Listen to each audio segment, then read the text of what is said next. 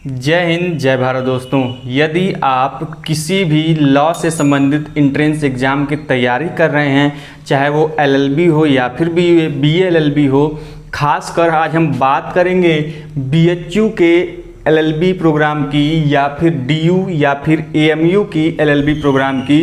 तो दोस्तों आप मैक्सिमम समय जो लीगल का पोर्शन होता है उसमें आप कंफ्यूज हो जाते हैं कि क्या पढ़ना है क्या नहीं पढ़ना है। दोस्तों मैक्सिमम स्टूडेंट्स या तो लीगल को बहुत डेप्थ में पढ़ लेते हैं, बहुत अंदर तक पढ़ लेते हैं, जो कि आवश्यकता नहीं होती, या फिर दोस्तों जानकारी के अभाव में होने के कारण वह पॉइंट या फिर वो टॉपिक वो नहीं पढ़ते हैं जो कि एग्ज़ाम के पॉइंट ऑफ व्यू से दोस्तों बहुत ही ज़्यादा इंपॉर्टेंट होता है। तो हम दोस्तों इस वीडियो में ऐसी ही महत्वपूर्ण जो कि लीगल की कौन कौन से ऐसी टॉपिक्स हैं या फिर कौन कौन से ऐसी चीज़ें हैं जो आपके एग्ज़ाम के टू द पॉइंट पूछी जाती हैं, हम उन्हीं की चर्चा करेंगे दोस्तों।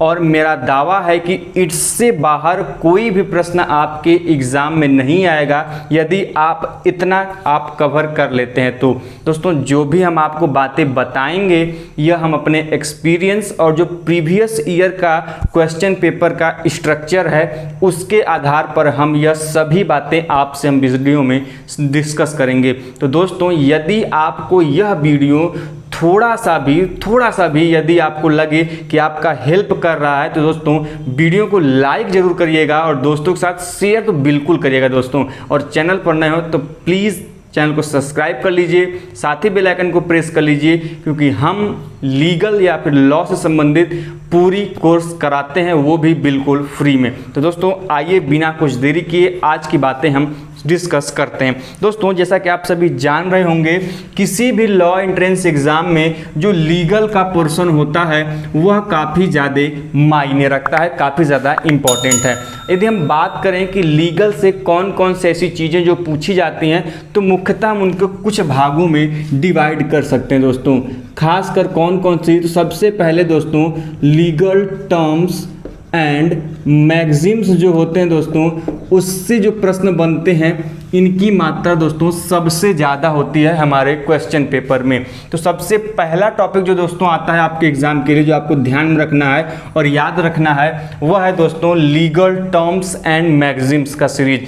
आपको कुछ महत्वपूर्ण जो लीगल टर्म्स हैं जैसे डी फैक्टो, डी जुरे जो होता है वो, या फिर डिक्री क्या होती है, डिग्री क्या होती है, ऐसे संबंधित जो चीज़ें जो लीगल टर्म्स या मैगजीम्स यूज़ की जाती हैं उसको आपको याद रखना होगा और उसका मतलब क्या होता है, यही मीनिंग आपको एग्जाम में पूछता है। तो दोस्तों मैंने लीगल एंड टर्म्स की लगभग 100 से ज़्यादा या 100 से ज़्यादा के ऊपर फुल एक्सप्लेनेशन और इलस्ट्रेशन के साथ वीडियोस बनाई हुई हैं, आप चाहें तो देख सकते हैं। यह तो हो गया पॉइंट नंबर 1।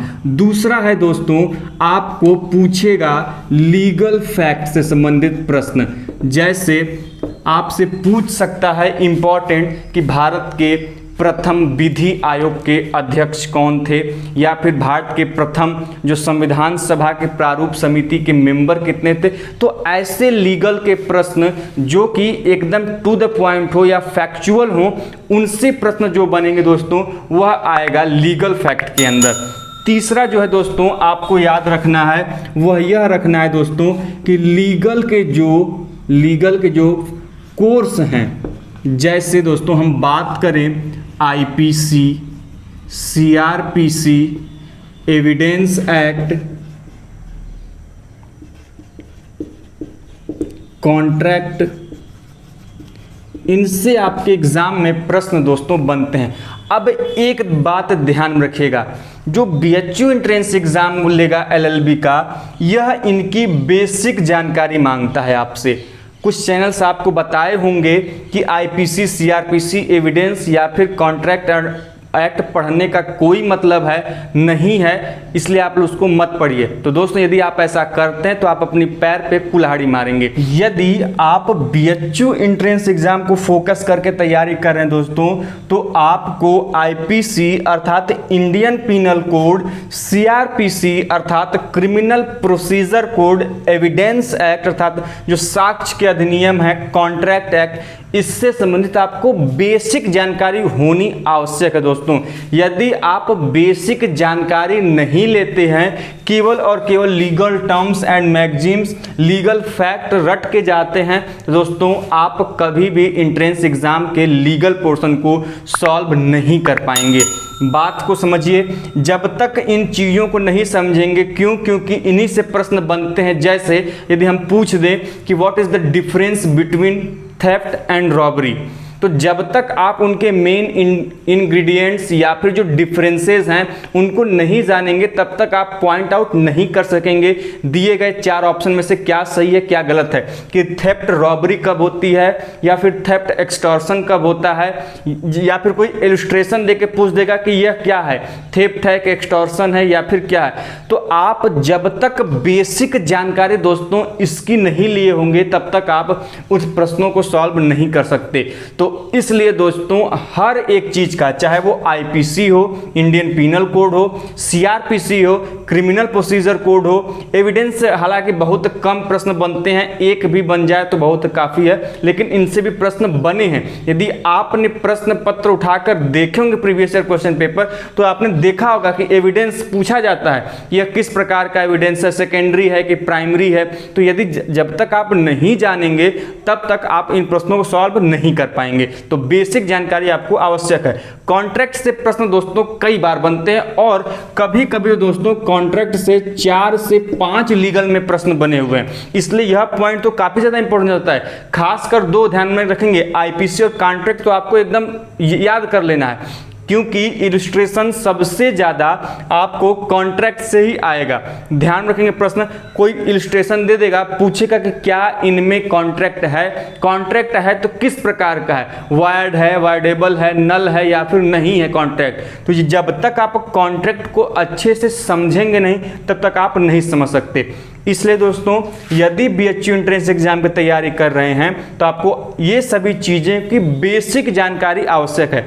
डेप्थ में नहीं जाना है कि पूरा का पूरा एकदम पूरा रट डाले एक तरफ से उठा के पूरा, नहीं दोस्तों, यह सब आपको एडमिशन के बाद पूरा डेप्थ में पढ़ना है, वो तो पढ़ाया ही जाएगा। लेकिन एंट्रेंस क्वालिफाई करने के लिए केवल जो बेसिक जानकारी है, डिफरेंसेस क्या हैं, किसमें डिफाइन है, कौन से सेक्शन में है, ये चीज़ें आपको जाननी आवश्यक हैं। इसकी क्लासेस चल रही हैं, रेगुलर क्लासेस बकायदे एक एक टॉपिक वाइज हम लेक्चर प्रोवाइड करा रहे हैं। तो यदि आप चाहते हैं कि आप भी ज्वाइन करें तो हमारे लेक्चर सीरीज में बिल्कुल ज्वाइन हो सकते हैं। हमें एक मैसेज कर सकते हैं, हमारे चैनल पे हमें कमेंट करके अपना रजिस्ट्रेशन करा सकते हैं। ये तो हो गई दोस्तों 3 चीज़ें, और जो चौथी लास्ट हैं जो मैक्सिमम आपको चैनल पर नहीं बताया जाता, जिनसे प्रश्न बनते हैं, केस लॉज से। दोस्तों आप जानते होंगे कि हर साल कोई न कोई जजमेंट डिलीवर किया जाता है, जजमेंट आता है, चाहे वो हाई कोर्ट का हो, सुप्रीम कोर्ट का हो या फिर कोई सबऑर्डिनेट कोर्ट का हो। लेकिन जो ऐसे जजमेंट जो कि काफ़ी ज़्यादा इम्पॉर्टेंट होते हैं, जो महत्वपूर्ण होते हैं, वो जजमेंट आपको एग्जाम में पूछे जाते हैं कि यह किस कोर्ट ने दिया या फिर यह किस मामले में दिया गया, नाम पूछता है उसका।